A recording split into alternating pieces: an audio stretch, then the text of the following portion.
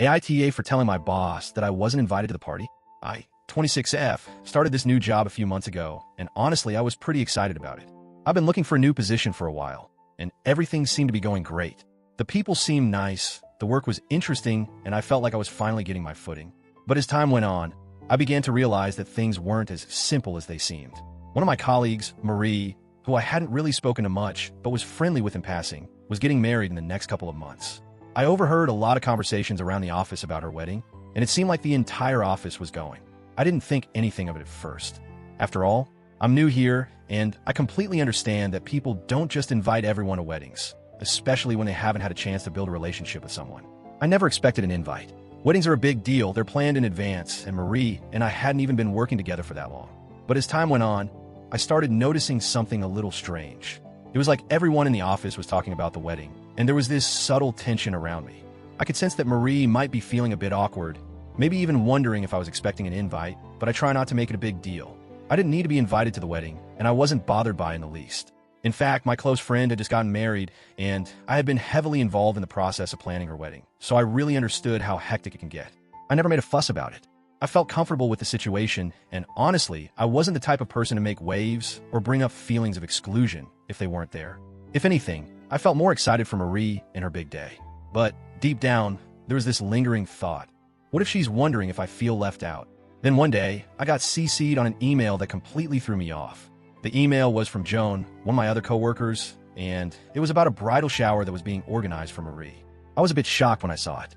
The shower was happening during our lunch hour in the break room, and they were asking everyone to chip in for a group gift, cash of course, and suggested we all bring something to the potluck. Joan had even included her Venmo info, which felt pretty informal, but hey, I figured it was just a casual office thing. At first I thought, okay, this is cool, I'll contribute. Even though I wasn't invited to the wedding, I wanted to show my support for Marie.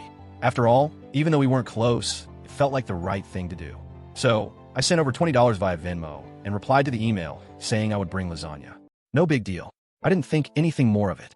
But then things took a strange turn. A couple of hours later, Joan came to my desk. She had this kind of awkward expression on her face, and I could immediately tell something was off. She didn't sit down, just kind of hovered at my desk, looking uncomfortable. She said, "Hey, I just wanted to let you know that you don't need to contribute to the shower." I was a little thrown off. I mean, why had she even asked for contributions in the first place if I wasn't supposed to participate?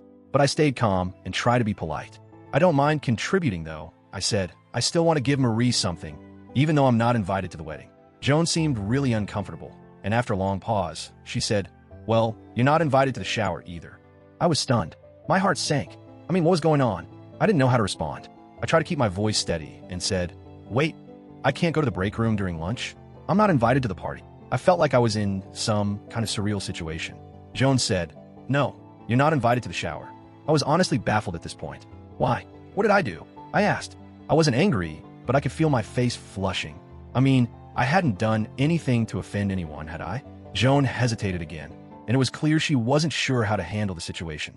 Eventually, she said, "Marie doesn't want you to get your hopes up about the wedding. She doesn't want you to feel like you're invited, you know?" I nodded. I tried to stay composed. I completely understood. We had just met, and Marie and I weren't close at all.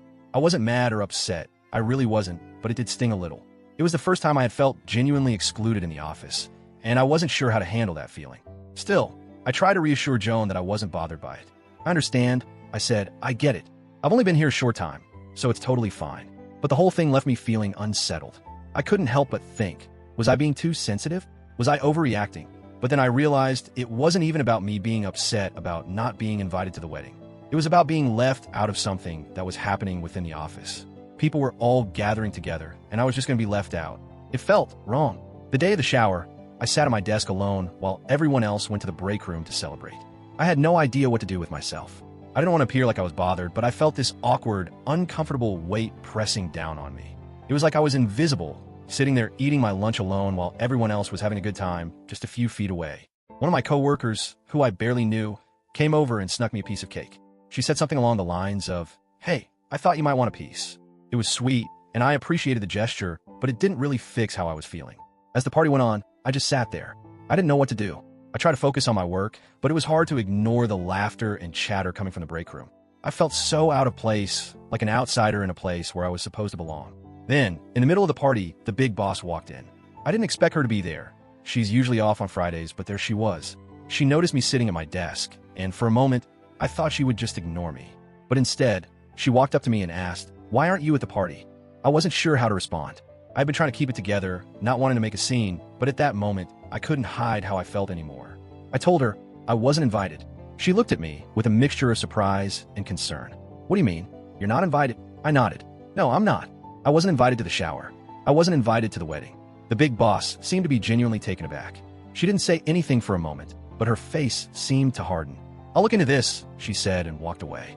Later that day, I found out that the big boss had sent an email banning office parties during work hours. It was clear that she wasn't happy with how things were handled. I didn't think anything more of it, but then things started to change. Joan and Marie realized that I was the one who told the big boss what had happened. Suddenly, I felt like the target. They both started avoiding me in the office, and some of my other coworkers started acting cold toward me too. I felt like I had done something wrong, like I had somehow ruined the fun for everyone else. But at the same time, I couldn't help but feel like I had just been honest about a situation that had hurt me. Some of my friends, when I told them about what had happened, said that I was in the wrong. They told me I should have just lied to the big boss and said I was too busy with work to attend the party. They said I should have kept quiet and let everyone else enjoy their time together. But I couldn't bring myself to do that.